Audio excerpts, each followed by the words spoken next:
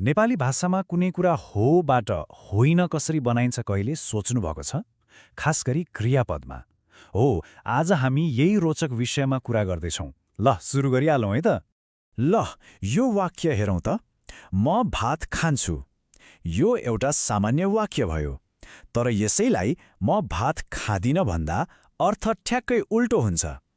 आखिर यो खान्छुबाट खादिन कसरी बन्यो त? आज हामी यही रहस्यको पर्दा खोल्नेछौँ। यो परिवर्तनको पछाडि नेपाली व्याकरणका दुईवटा महत्त्वपूर्ण शब्दहरू छन्। पहिलो हो करण क्रिया, जसलाई हामी सकारात्मक क्रिया पनि भन्छौँ, र दोस्रो हो अकरण क्रिया, अर्थात् नकारात्मक क्रिया।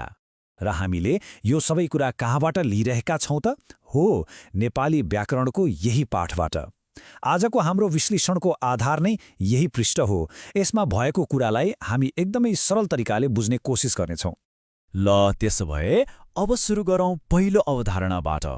सबैभन्दा पहिले करण क्रिया अर्थात् सकारात्मक क्रिया भनेको के हो त्यो बुझौँ। करण क्रिया सुन्दा अलिक गाह्रो सुनिएला, तर यो एकदमै सजिलो कुरा हो। सिधा भाषामा भन्दा जुन क्रियाले कुनै काम भएको वा हुन्छ भन्ने जनाउँछ त्यही नै करण क्रिया हो। मतलब यस भन्ने क्रियाहरू यिनले कुनै काम भइरहेको छ भनेर पक्का गर्छन्। उदाहरणको लागि हाम्रो किताबमा के दिएको छ हेरौँ है। म गएँ। यहाँ गएले जाने काम भयो भनेर देखायो। अर्को पानी पर्छ। यसमा पर्छले पानी पर्ने काम हुन्छ भनेर देखायो। हो, यस्तै खान्छ, गयौँ यी सबैले काम भएको देखाउँछन्, त्यसैले यिनीहरू करण क्रिया भए। ल, करण क्रिया त बुझियो। अब यसको ठ्याक्कै उल्टो अर्थात् अकरण क्रिया के हो त्यतातिर लागौँ। यसलाई नकारात्मक क्रिया पनि भनिन्छ। नामले नै थाहा हुन्छ, अकरण क्रियाले कुनै काम नभएको वा हुँदैन भन्ने अर्थ दिन्छ। भनेपछि न भन्ने क्रियाहरू यसले कुनै काम भइरहेको छैन भनेर बताउँछ।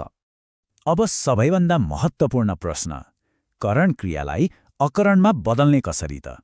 यसको लागि एउटा एकदमै सजिलो सूत्र छ। त्यो हो नको प्रयोग। हो, केवल नको ध्वनि थप्ने बित्तिकै सकारात्मक क्रिया नकारात्मक बन्छ। कति गजबको कुरा, होइन?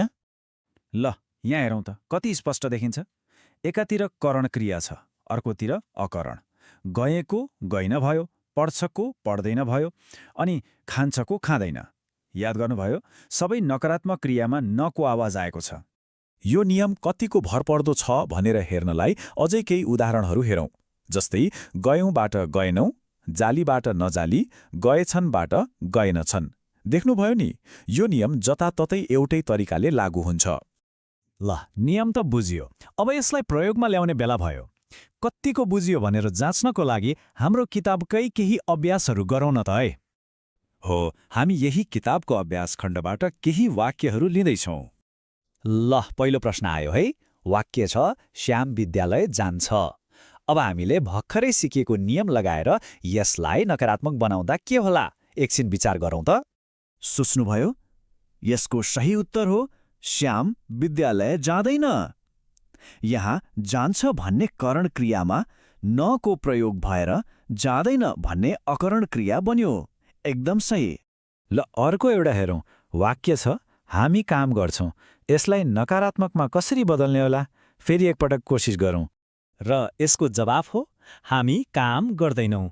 हेर्नुस् त, गर्छौँबाट गर्दैनौँ बन्यो। यो नियमले त साँच्चै काम गर्दो रहेछ। ल, अब अन्तिम अभ्यास। स्क्रिनमा भएको वाक्य हेरौँ। रिताले भात पकाउँछ। अब यसमा भएको क्रियालाई नकारात्मक बनाउँदा के होला? र सही उत्तर हो रिताले भात पकाउँदिन। हेर्नुस्, व्याकरणको नियम फेरि एकपटक सफलतापूर्वक रूपमा प्रयोग भयो। एकदम राम्रो। त्यसो भए आजको सबैभन्दा ठूलो सिकाइ के हो त? एकदम सरल छ। नेपालीमा एउटा सानो नको ध्वनिले पुरै वाक्यको अर्थ बदल्न सक्छ।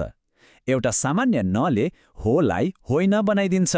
कति शक्तिशाली होइन त? र अब जाँदा जाँदै एउटा प्रश्न छोडेर जाउँ। नेपाली व्याकरणको अरू कुन चाहिँ नियम छ जसलाई हामीले यसरी नै सरल तरिकाले बुझ्न सक्छौँ? यस्ता साना साना नियमहरू सिक्दै जाँदा नै भाषामाथिको पकड बलियो हुँदै